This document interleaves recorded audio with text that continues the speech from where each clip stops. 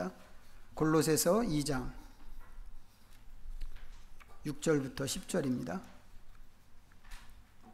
신약성경 325면 골로새서 2장 6절부터 10절까지 찾으셨으면 오늘 주신 말씀을 함께 읽겠습니다. 그러므로 너희가 그리스도 예수를 주로 받았으니 그 안에서 행하되 그 안에 뿌리를 박으며 세움을 받아 교훈을 받은 대로 믿음에 굳게 서서 감사함을 넘치게 하라. 누가 철학과 헛된 속임수로 너희를 사로잡을까 주의하라. 이것은 사람의 전통과 세상의 초등 학문을 따름이요 그리스도를 따름이 아니니라. 그 안에는 신성의 모든 충만이 육체로 거하시고 너희도 그 안에서 충만하여졌으니 그는 모든 통치자와 권세의 머리이시라. 아멘. 우리가 지금 계속해서 영적 전쟁에 대해서 좀 나누고 있습니다. 보통의 경우에는 영적 전쟁이라고 하게 되면 하나님과 사탄, 또 빛과 어두움, 그 사이에서 있는 어떤 능력 대결 같은 것으로 보는 경향이 있지만 꼭 그런 것만은 아니고 전혀 다른 차원의 영적 전쟁이 있다고 하는 것을 첫 시간에 좀 말씀을 드렸습니다. 그리고는 이제 지난주에 이제 그런 차원의 한 가지 영역으로 생각이라고 하는 것을 좀 우리가 감안해야 된다고 하는 것도 말씀을 드렸습니다. 인간은 이 생각하는 힘으로 이제 만물의 영장으로 이 세상에서 역할을 수행하고 또 지금까지 문화와 문명을 발전시켜 왔습니다. 이제 그런 만큼 이제 이 생각이라고 하는 것은 인간에게 주신 하나님의 큰 복이라고 이제 이야기하는 것이 맞다는 생각이 들고, 이제 그렇지만 또 생각은 이제 마치 자유 같은 것이기 때문에 이제 가치적으로는 중립인데 이제 이게 어떻게 생각하고 어떻게 쓰느냐에 따라서 인간은 하나님을 따라갈 수도 있고 사탄을 따라갈 수도 있게 되는 게 이제 현실이라고 그랬습니다. 이제 그런 점에서 생각 자체가 영적 전쟁일 수 있고 이 생각의 영역이 이제 그 전쟁터가 될 수 있습니다. 자, 오늘은 이제 거기서 조금 더 이제 한 발 더 들어가서 좀 생각하고 싶은 게 있는데, 우리가 하는 생각은 이제 생각으로 끝나는 게 아니라고 하는 것입니다. 생각으로 끝나는 게 아니고 이게 사상이나 아니면 사조나 아니면 뭐 어떤 신념으로 발전하는 것이기도 합니다. 그래서 이 생각은 이제 발전하고 또 발전하고 이렇게 해서 한 시대와 사회를 지배하는 어떤 철학이 되기도 하고 또 그것이 학문의 뭐 내용이 되기도 합니다. 문제는 뭐냐면 모든 인간은 이제 그런 것에 의해서 아니면 개인이 갖고 있는 자기가 갖고 있는 그 개인적인 생각에 의해서 행동과 생활 방식을 결정한다고 하는 것입니다. 그런데 이제 우리의 생활이나 우리의 행동은 하나님의 말씀에 근거를 두어야 한다고 하는 게 또 하나님의 생각이라고 하는 것이죠. 이 사이에 어떤 갈등 같은 것이 있을 수 있다고 하는 겁니다. 자, 신명기 4장 말씀 한번 보겠습니다. 구약성경 265면 신명기 4장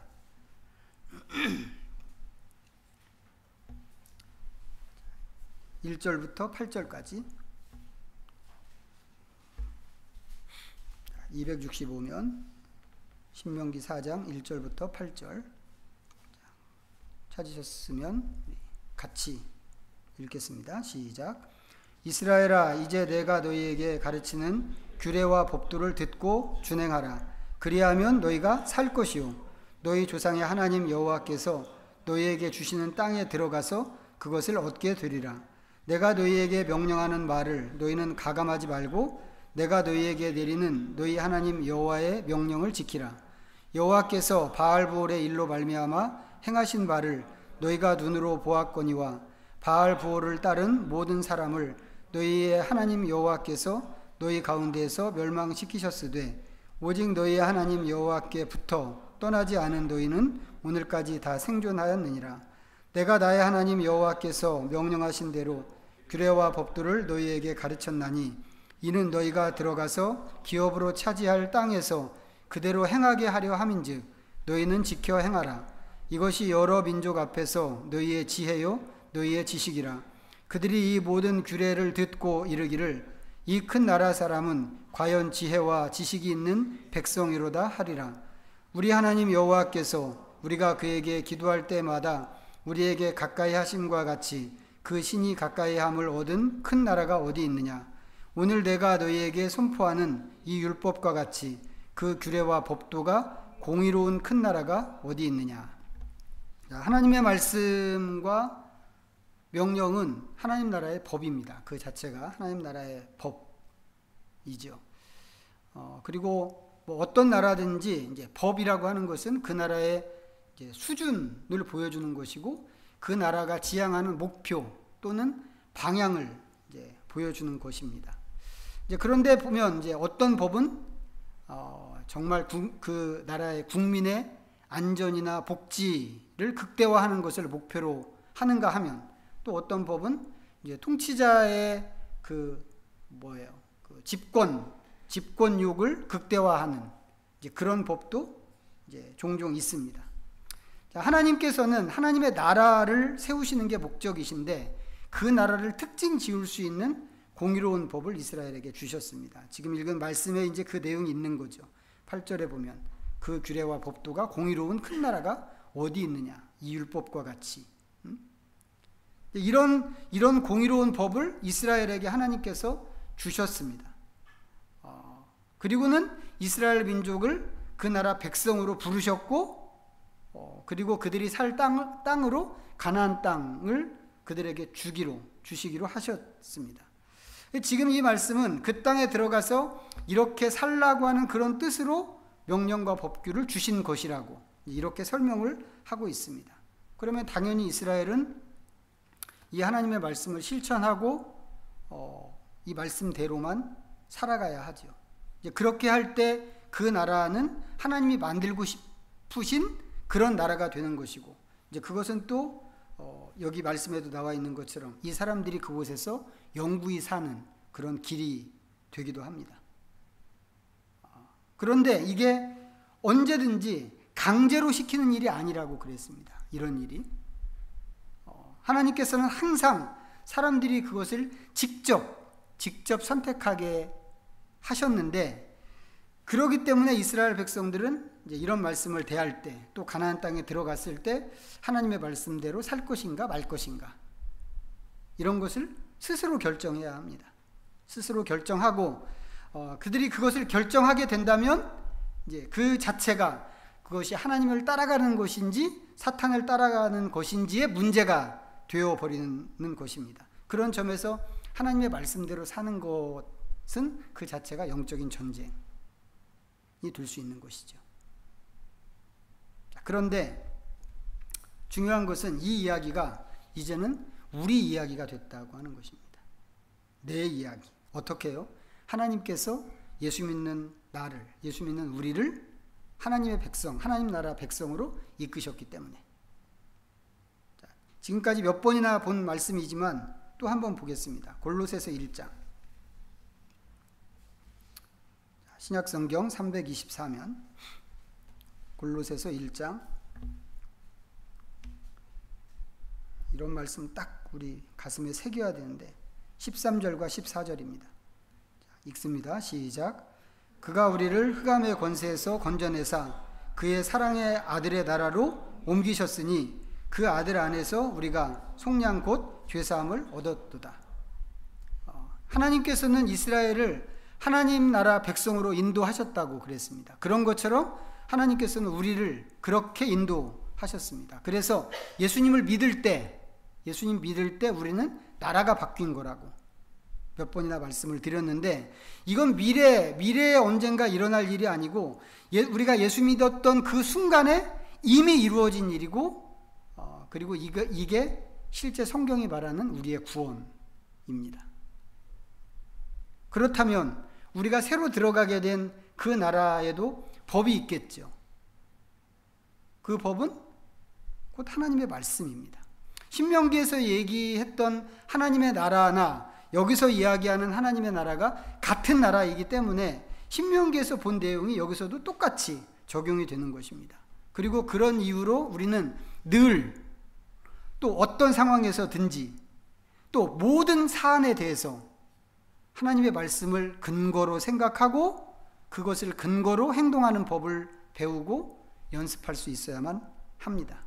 그래야 그것이 하나님의 나라를 하나님 나라답게 하는 것이고 우리 자신을 하나님 나라 백성답게 하는 것이기 때문에 그렇습니다. 구체적인 사례를 생각하면 이런 겁니다. 요즘에 이제 이재명 정부가 이제 새로 출범해서 이제 한 달 됐나요? 이제 벌써 이제 여러 가지 일들을 하고 있는데 이제 그 중에서 최근에 나온 얘기 하나가 이제 15만 원에서 50만 원인가 정도의 민생 지원금을 나눠준다. 이제 이런 얘기가 있고 이제 그것과 함께 코로나 때 진 빚을 아직도 못 갚고 끌어안고 있는 그 소상공인들의 부채를 탕감해 준다고 하는 그런 이야기가 있습니다. 이 문제에 대해서 이제 며칠 전인지 지난주인지 정확하게 기억은 안 나는데 여론조사한 게 있었어요.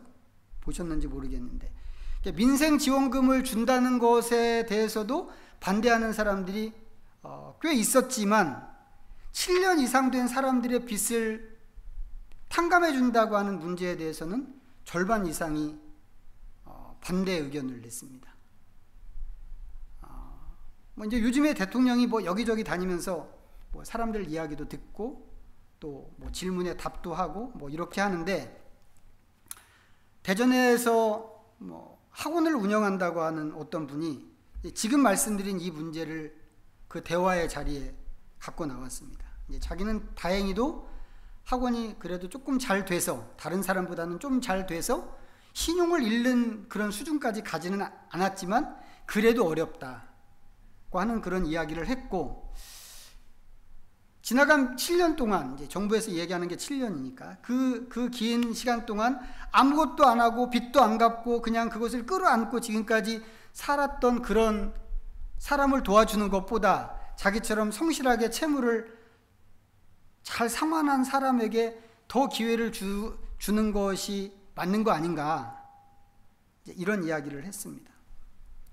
이런 생각이 누구에게나 있죠. 특별히 아주 힘겹게 빚을 갚아온 사람이라면 더더욱 이런 생각을 할 수 있습니다. 오히려 그런 사람들한테는 국가가 빚을 탕감해 준다는 얘기에 배신감 같은 것을 느낄 수 있습니다. 가만히 있으면 국가가 갚아주는데 나는 그것도 모르고 허리띠 졸라매고 먹을 거 안 먹고 입을 거 안 입고 다 아껴서 죽을 힘을 다해서 빚을 갚았다고 한다면 탕감받은 사람은 돈을 벌었다. 공짜로 돈을 벌었다고 생각할 것이고 그런 사람에 비해서 나는 미친 짓을 했구나. 이런 생각이 들 수 있습니다. 그런 생각에 대해서 이재명 대통령이 이제 이런 식으로 이야기를 했어요. 이건 이제 다른 자리에서 한 얘기로 여기 기억됩니다만. 그러면 국가가 탕감해 주기를 기다리면서 7년 동안 신용불량 상태로 살기를 바라는가? 다른 사람 탕감받을 때 나는 그런 기회를 못 얻고 그 기회를 놓친 게 아깝고 억울하기 때문에 차라리 그런 것보다는 그냥 그 기간 동안 신용불량 상태를 견디겠는가? 이렇게 물었어요. 실제로 그렇게 하겠다고 할 사람이 있을지는 모르겠는데 저는 대통령의 그 질문이 논리적으로 좀 납득이 되는 질문이라고 생각이 됐습니다.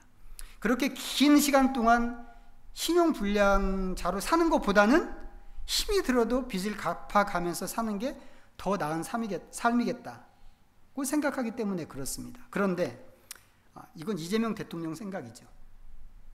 이재명 대통령 생각이고 이재명 대통령의 논리일 뿐입니다. 이 세상에는 그와 다르게 생각하는 사람들이 얼마든지 있을 수 있습니다.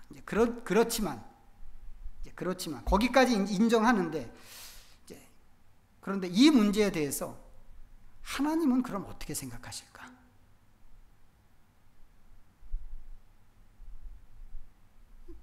이게 우리는 사실 궁금해야 됩니다. 말씀드린 것처럼 우리는 하나님 나라에 들어온 백성이고 우리에게는 우리가 지키고 따라가야 하는 하나님 나라의 법이 있는데 하나님께서는 이런 문제에 대해서 어떤 말씀을 하고 계실까? 레위기 25장 보겠습니다.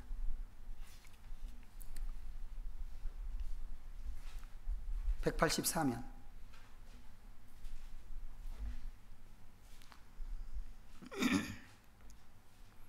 레위기 25장 8절부터 12절입니다. 자, 읽어보겠습니다. 시작. 너는 7 안식년을 계수할지니 이는 7년이 7번인즉 안식년 7번 동안 곧 49년이라.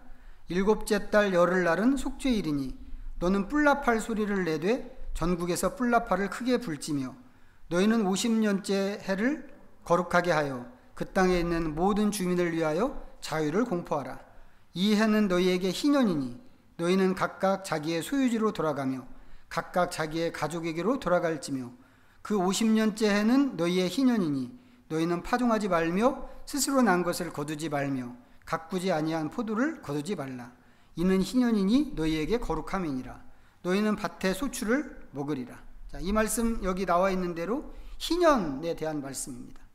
안식년 7번을 보내고 그 다음 해를 희년이라고 하는데 이 희년의 목적은 여기 10절에 있는 것처럼 하나님의 모든 백성에게 자유를 주는 것입니다.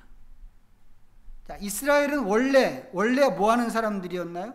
애굽에서 종살이 하던 사람들이었습니다. 그런 사람들을 하나님께서 구원하셔서 자유인이 되게 하셨습니다. 원래는 종이고 노예였던 사람들인데 하나님께서 그 사람들을 거기서 나오게 하시고는 주신 것이 자유입니다. 이게 하나님의 관심사거든요. 하나님께서는 항상 이 자유에 대해서 관심이 많으십니다. 그래서 이스라엘에게 자유를 주셨습니다. 자, 그런데 자, 이제부터 너네들은 자유야. 이렇게 했다고 해서 자유롭게 살 수 있는 사람은 세상에 아무도 없습니다.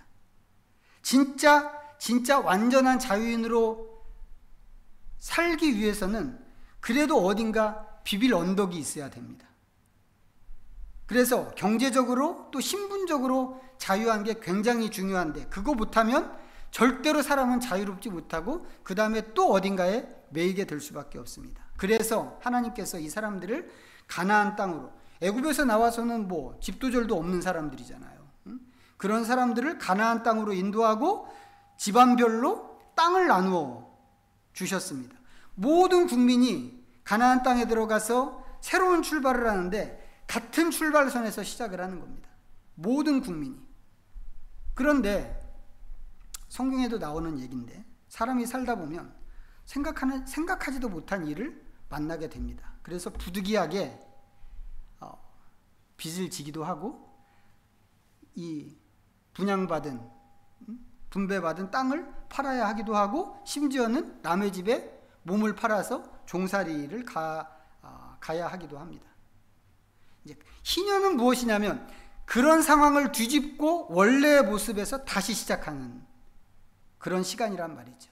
그래서 희년이 되면 다시 사람들에게 자유가 선포됩니다. 빚으로부터 자유로워지고 팔았던 땅도 돌려받고 노예로 살던 사람들에게도 자유가 주어지는 겁니다. 이거 전부 무상으로 되는 겁니다. 결국 희년은 무엇인가? 희년은 이스라엘 사회가 이스라엘 전체가 초기화되는 것입니다. 공장에서 나왔던 그 상태로 완전 초기화되는 그런 해를 희년이라고 합니다. 이게 50년마다 오는 거란 말이죠. 50년마다 오면 모든 사람이 예외 없이 모든 사람이 살면서 자기의 생애 속에 최소한 한 번은 이 희년의 자유를 경험하는 것이죠. 기분이 어떨까요? 그럴 때. 좋지 않겠어요? 이 말씀 조금만 더 보겠습니다. 지금 읽은 말씀 레위기 25장 13절부터입니다. 13절부터 17절. 자, 시작. 이 희년에는 너희가 각기 자기의 소유지로 돌아갈지라. 내 이웃에게 팔든지 내 이웃의 손에서 사거든 너희 각 사람은 그의 형제를 속이지 말라. 그 희년 후의 연수를 따라서 너는 이웃에게서 살 것이요 그도 소출을 얻을 연수를 따라서 내게 팔 것인즉 연수가 많으면 너는 그것의 값을 많이 매기고 연수가 적으면 너는 그것의 값을 적게 매길지니 곧 그가 소출의 다소를 따라서 내게 팔 것이라. 너희 각 사람은 자기 이웃을 속이지 말고 내 하나님을 경외하라. 나는 너희의 하나님 여호와이니라. 땅을 살려고 하는데 달력을 보니까 조금 지나면, 몇 년만 지나면 희년이야. 희년이 되면 다 돌려줘야 되니까 거기서 얻는 이익을 충분히 얻지 못하겠죠. 그렇게 되면 이럴 경우에 땅을 사는 게 손해란 말이죠. 손해라는 생각이 들 수밖에 없습니다. 그렇지만 그렇다고 해서 야, 나 이 땅 안 사, 이렇게 하면 안 된다고 하는 것이고, 파는 사람도 그걸 이용해서 사람을 속이려고 하면 안 된다고 하는 것입니다.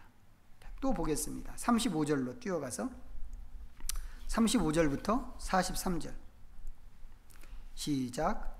내 형제가 가난하게 되어 빈손으로 내 곁에 있거든 너는 그를 도와 거류민이나 동거인처럼 너와 함께 생활하게 하되 너는 그에게 이자를 받지 말고 내 하나님을 경외하여 내 형제로 너와 함께 생활하게 할 것인지 너는 그에게 이자를 위하여 돈을 꾸어주지 말고 이익을 위하여 내 양식을 꾸어주지 말라. 나는 너희의 하나님이 되며 또 가나안 땅을 너희에게 주려고 애굽 땅에서 너희를 인도하여 낸 너희의 하나님 여호와이니라. 너와 함께 있는 내 형제가 가난하게 되어 내게 몸이 팔리거든 너는 그를 종으로 부리지 말고 품꾼이나 동거인과 같이 함께 있게 하여 희년까지 너를 섬기게 하라. 그때에는 그와 그의 자녀가 함께 내게서 떠나 그의 가족과 그의 조상의 기업으로 돌아가게 하라. 그들은 내가 애굽 땅에서 인도하여 낸 내 종들이니 종으로 팔지 말 것이라. 너는 그를 엄하게 부리지 말고 내 하나님을 경외하라. 자, 이번에는 신명기 24장으로 한번 가서 보겠습니다. 지금 읽은 말씀 좀 기억하시고 298면 신명기 24장 10절부터 13절입니다. 시작. 내 이웃에게 무엇을 구워줄 때에 너는 그의 집에 들어가서 전당물을 취하지 말고 너는 밖에 서 있고 내게 꾸는 자가 전당물을 밖으로 가지고 나와서 내게 줄 것이며 그가 가난한 자이면 너는 그의 전당물을 가지고 자지 말고 해질 때에 그 전당물을 반드시 그에게 돌려줄 것이라. 그리하면 그가 그 옷을 입고 자며 너를 위하여 축복하리니 이 일이 내 하나님 여호와 앞에서 내 공의로움이 되리라. 무슨 얘기인지 이해가 되시나요? 돈을 빌려줄 때는 이자를 받아서는 안 된다고 그럽니다. 전당물을 잡을 수는 있습니다. 그런데 전당물을 잡을 때 자기가 방에 들어가서 어디에 뭐가 숨겨져 있는가 벽장이고 다락이고 다 열어보고 그리고는 야 이거 내놔 이렇게 할 수 없다고 하는 것입니다. 어떻게 하나요? 너는 바깥에 있고 돈을 빌리는 사람이 자기 방에 들어가서 자기가 전당 잡을 물건을 직접 가지고 나올 때까지 너는 바깥에서 기다리고 있어야 한다고 하는 것입니다. 만약에 그렇게 해서 잡은 전당물이 겉옷이라고 한다면 그건 밤에 덮고 자는 이불 역할을 하는 것이기 때문에 저녁에는 반드시 돌려줘야만 합니다. 이게 무슨 전당물이에요? 이게 이렇게 하는 거는 돈을 빌려주는 게 아니죠. 이건 돈을 빌려주는 게 아니고 강도를 만난 거나 마찬가지인 것입니다. 우리는 금방 그런 생각이 들게 되어 있습니다. 이거는 돈 빌려주는 게 아니고 강도를 만난 거잖아. 왜 그런 생각이 드나요? 우리는 자본주의 사회에서 태어나서 자본주의 사회에서 살아왔기 때문에 그렇습니다. 그런데 하나님께서는 이렇게 해야 한다고 말씀하시는 것입니다. 왜 그러셨을까요? 왜 하나님은 이렇게 하시는 것일까? 이것이 하나님께서 만들고 싶으셨던 나라의 모습이기 때문에 그렇습니다. 그리고 우리는 지금 우리는 예수님을 믿음으로 그 나라에 들어온 사람들입니다. 그렇다면 요즘 나오는 부채 탕감 문제를 어떻게 봐야 하는가? 답이 보이는 거죠. 우리는 하나님의 뜻이 하늘에서 이루어진 것처럼 땅에서도 이루어지게 해달라고 매일 기도합니다. 매일. 그럼에도 불구하고 이런 얘기를 들었을 때, 이런 얘기가 현실로 딱 우리 앞에 나왔을 때 불편합니다. 불편한 이유는 우리가 이 현재 지금 살고 있는 이 세상 나라에 깊이 물들어 있기 때문에 그런 것이죠. 이 나라를 지배하고 있는 사상과 정신 속에 내가 들어가서 나도 모르게 그것들의 지배를 받고 있기 때문에 그렇습니다. 그런데 우리는 누구라고요? 믿음으로 나라가 바뀐 사람들이라고 하는 겁니다. 나라가 바뀌었기 때문에 이 세상에서도 여전히 이 세상에 살고 있지만 이 세상에서는 이제는 바뀐 나라의 정신과 바뀐 나라의 말씀과 법을 따라서 살아야 하는 사람이 됐다고 하는 것입니다. 그래서 완전하지는 않지만 이와 비슷한 얘기가 나올 때 우리는 박수치고 기뻐하고 감사해야 하는 것이죠. 뭘 감사하고 뭘 기뻐합니까? 하나님, 이렇게라도, 이런 수준으로라도 하나님이 보고 싶으셨던 그런 일을 이렇게 이루시는군요 라고 기뻐하고 박수를 치야 한다고 하는 것이죠. 억울한 마음이 여전히 드는데도 그러해야 되나요? 그럼에도 불구하고 그렇게 해야 됩니다. 왜요? 우리는 그 나라의 백성이기 때문에 그렇습니다. 할 수만 있다면 마음에 갈등 없이 박수치면 제일 좋을 것 같아요. 어떻게 하면 그게 가능할까? 어떻게 하면 가능할까요? 자, 다시 신명기 말씀으로 가서 보겠습니다. 6장입니다. 6장. 신명기 6장.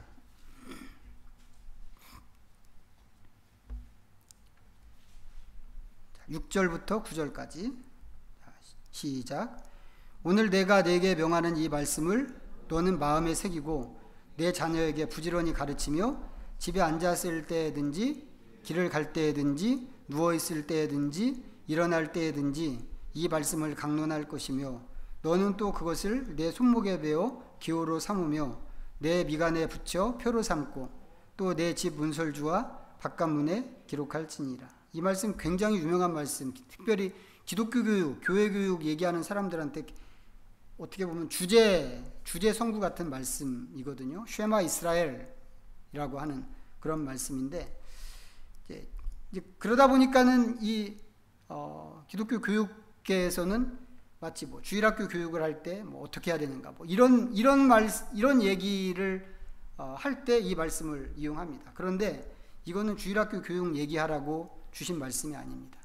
하나님의 백성으로서 모든 이스라엘 백성들이 들어야 하는 말씀으로 지금 이 말씀을 하고 계십니다. 내가 네게 명하는 이 말씀을 너는 마음에 새기고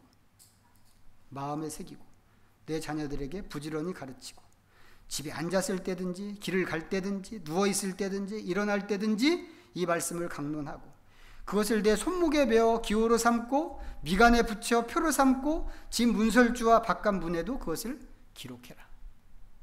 요지가 뭐예요?